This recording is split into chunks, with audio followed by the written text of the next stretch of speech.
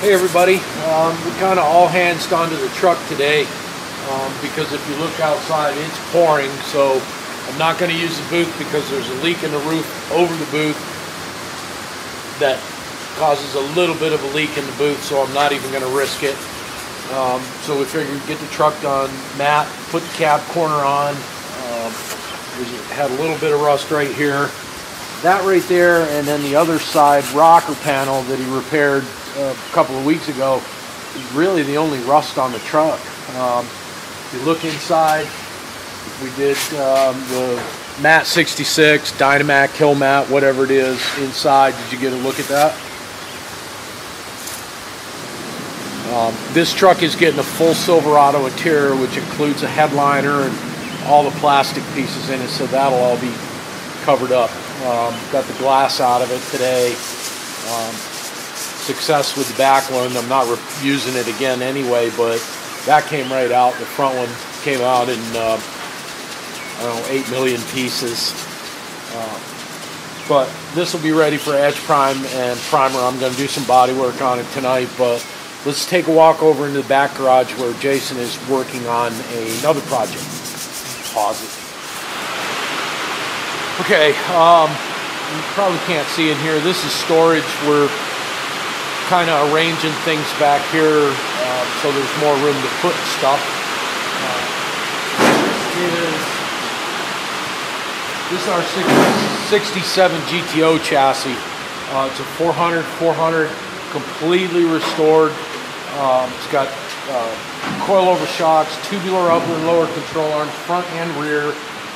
Completely rebuilt brake system, fuel lines, brake lines, 373 posi with, it's a 10 bolt with Yukon gears in it. Drum brakes still in the rear, but everything is new. I mean, new steering box, new, absolutely every piece on this frame is new. It's been smooth and epoxy black. And this is the body that was on it. This was for a project that we were doing some time ago, and I'm just not going to do it anymore. I'd rather just sell the chassis and get it out of here. It was a rusty body, but it was a custom, so we were going to fix a bunch of stuff up. So Jason's working on cutting that up right now. But that's kind of what we got going on today, trying to keep everybody busy, even though it's pouring rain out. It's been so nice out lately, but not today. So we'll be back on it tomorrow. Like I said, that truck is all sanded now, so we'll be able to edge prime and prime that. Got the bed done. Here, I'll show you. Pause. We got the bed, the doors, the cowl panel, the front valance. Everything has been edge prime, primed, and guide coated. This side over here, we've got a dent in this. It's not going to make out on camera well, but I can feel it. But it runs. Oh, nice dent too. I don't know what he dragged this truck against, but it basically runs from about here to about here. So it's a good almost 6 foot dent in the side of that bed. So we'll take care of that, but at least it's, you know, we got the crappy paint off it and blocked out. Not blocked out, but primed. So we were going to do some more of that today, but with the weather, whatever. So that's it. That's our big update for today. Hope you enjoyed yesterday's video on the clearing of the 68 Mustang, which it's hard for me to judge time because it's actually been done now for a couple days, but we release the videos when we release them. Ordered a new headboard for this because if you look down on it, so you can see, or look from that side, you can see this is bent. For the cost, it's $67 for this panel. So for me to spend a couple hours straightening this out and doing body work on it and things like that, it's just not worth it.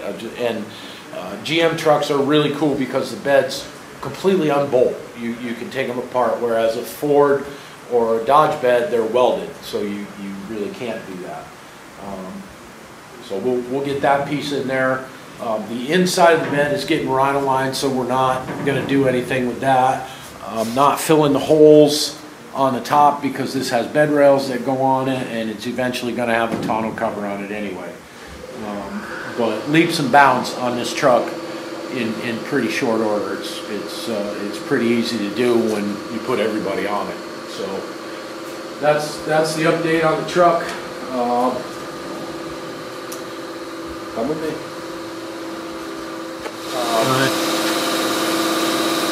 The Stig's working on separating parts. We've got 3 Mustangs that are very, very close to an assembly time, and we want to get everything put on shelves. You know, this is for one car, this is for another car, and that's for another car, because we go back into storage looking for 68 Mustang parts, and other than the brand new stuff that Fred and Becky bought for their car, there's kind of a hodgepodge. Things got moved around, not stored as well as they should have been, what have you, but we're getting parts separated so we know what goes to what car. And what we don't have, I'll buy.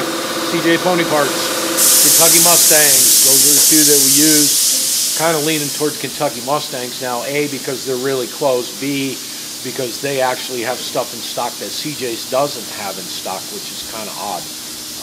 The 65 that you may have seen just a minute ago in the back, 65 convertible GT, that's our chassis car we're building. And that I'm more than likely going to do a buy-in with Dynacorn, so I can become a Dynacorn distributor and have access to this sheet metal at a much lower cost than what we've been paying for it now. And I can pass that on to the customers. So not only are we here to make money, but we're here, again, like I've told you before, to show people that it doesn't cost $100,000 to restore $20,000 car. I guess that's about it, other than, you know, like and subscribe to the channel. We've been off a little bit, haven't shown a lot of videos. We're back in the groove now where we're doing videos more regularly, trying to put something out every day. A lot of projects going on here, a lot of things that we're doing on a daily basis, kind of behind the scenes that you get to see the following day. So we're showing you all that stuff too. The truck, we're doing that truck to sell it and get it out of here. It's a great truck. I love that truck, but I'm 57 years old. I don't need to be jumping in and out of a lifted truck. So we're switching it from a V6 to a pretty well built small block V8, standard shift, air conditioning, power windows, full interior, full paint. All the factory trim that was on the truck is going back on, well, most of it, enough of it. 35-inch wheels and tires. Truck it's a phenomenal truck. We just want to straighten it out, get it out of here, find a new home for it, have a little bit of operating capital, give the guys something to do when it's raining. So that's it. We'll talk to you tomorrow. Thanks. Oh, buy some t-shirts. I mean, really, we got t-shirts, all different sizes. We got tons of them. Up in this corner? Sure. Is it this corner? It is. Yeah, this one. Up here somewhere, it says merchandise. So buy t-shirts here, or baby needs new shoes. It says something. But go ahead and buy some t-shirts. We've got other merch too. I know I told you we got to get some pictures of it and put it up on the website.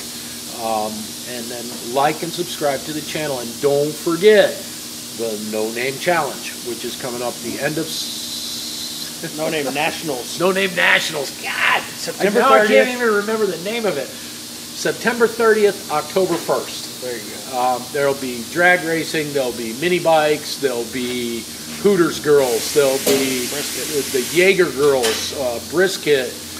All of that is true with the exception of the Hooter girls and Jaeger girls. There probably won't be any girls there, which is ew, but whatever. So we'll, make sure we'll see you all there. It's called the No Name Nationals. It's John Wilburn and Dallas Brown from the American Hot Rod Association are putting that on. It's going to be a good time. We're building a car for it. I know the gentleman that I'm buying the car from is also building a car for it, and there are probably a whole bunch of other channels that are putting things together for it.